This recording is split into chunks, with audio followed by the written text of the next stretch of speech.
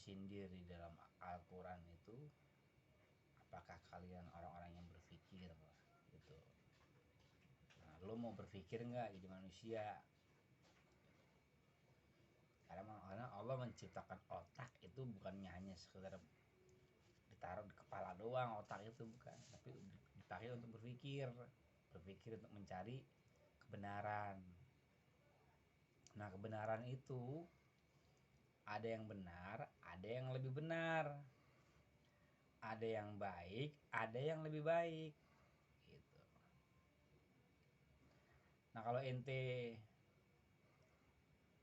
mau tahu orang alim, kalau ente mau tahu orang soleh yang sebenarnya benar-benar nih soleh, temenin,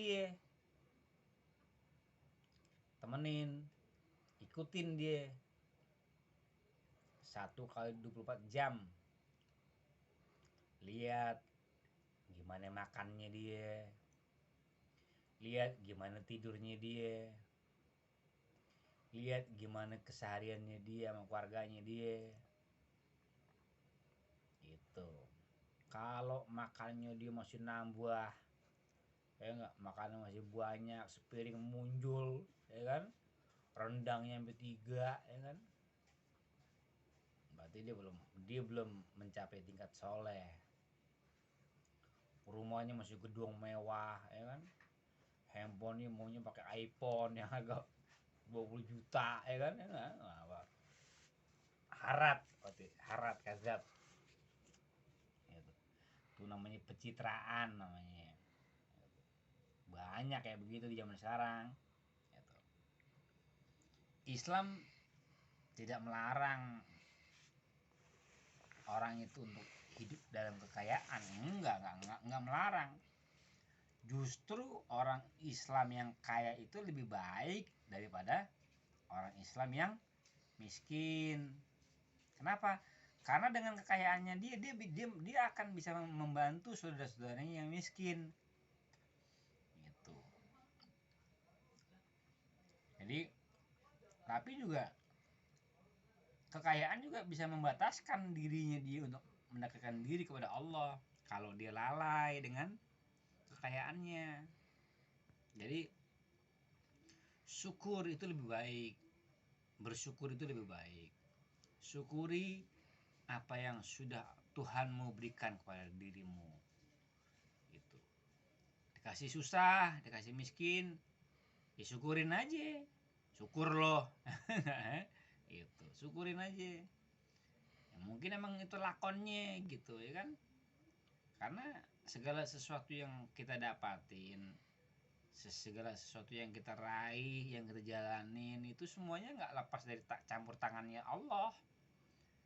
Jangan pernah lepas dari konsep yang namanya la haula wala quwata illa billah, bahwa kita ini nggak ada, kita ini tidak, manusia itu tidak mampu manusia itu nggak punya daya apa-apa.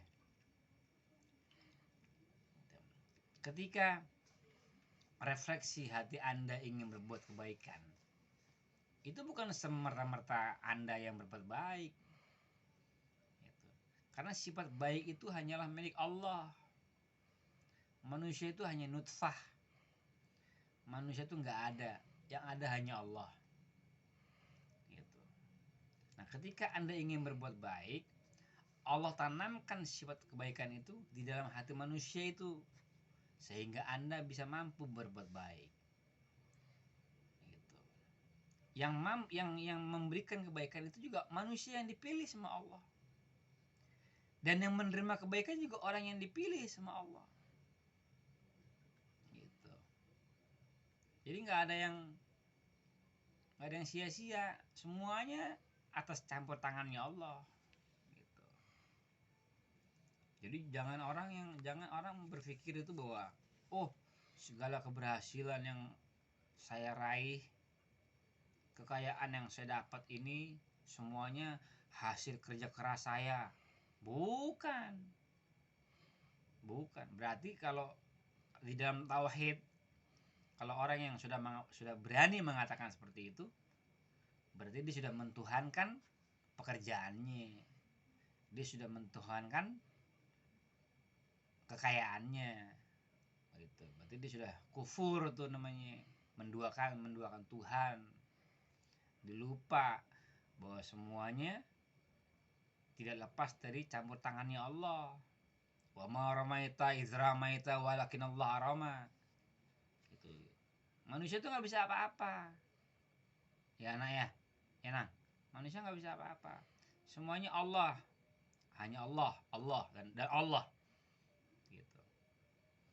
Nggak bisa. Wong Nabi juga nggak bisa berbuat apa-apa kalau semuanya Nabi wahyu.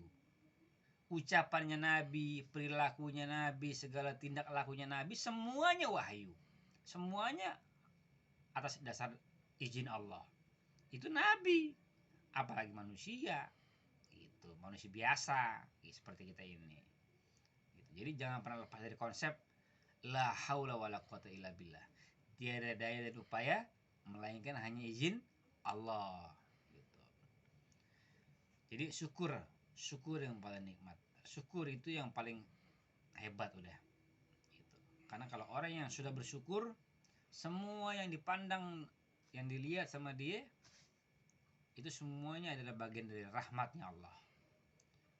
Orang-orang yang sudah pada tingkatan, yang sudah menemukan dalam tingkatan perjalanannya dia sudah menemukan Tuhannya, dia nggak butuh tuh sorga, dia nggak takut neraka, ya kan? Dia nggak takut sama neraka, karena dia memandang itu adalah semuanya adalah bagian rahmatnya Allah. Gitu. Dia nggak butuh sorga. Gitu.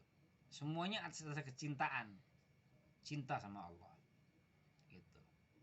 Dia nggak takut sama neraka, karena dia pandang semuanya rahmat. Allah jadikan iblis juga sebagai rahmat untuk manusia. Coba ente bayangin kalau seandainya di dunia ini nggak ada iblis, mau jadi apa dunia ini? Ya kan? Nggak ada, pasar-pasar kosong pasti. Semuanya orang pada lari ke masjid semua, ibadah semua, orang nggak ada iblisnya, ya kan? Nah, jadi adanya iblis juga itu bagian dari rahmatnya Allah. Gitu. Jadi kita syukuri semua. Hari ini adalah anugerah. Kemarin sejarah. Dan besok adalah misteri. Ya Her. Ya. Mudah-mudahan bermanfaat. Kalau ada yang salah, tolong dikoreksi. Bagi yang mau menghina juga silahkan. Tafadhol, nggak apa-apa, jangan sungkan-sungkan menghina, nggak apa-apa. Gitu. Dikoreksi juga nggak apa-apa, bagus itu. Saya senang dengan adanya ikhwan ahwat yang mau mengkoreksi setiap postingan saya yang ada yang salah gitu. Kalau ada yang salah, tafadhol, boleh dikoreksi.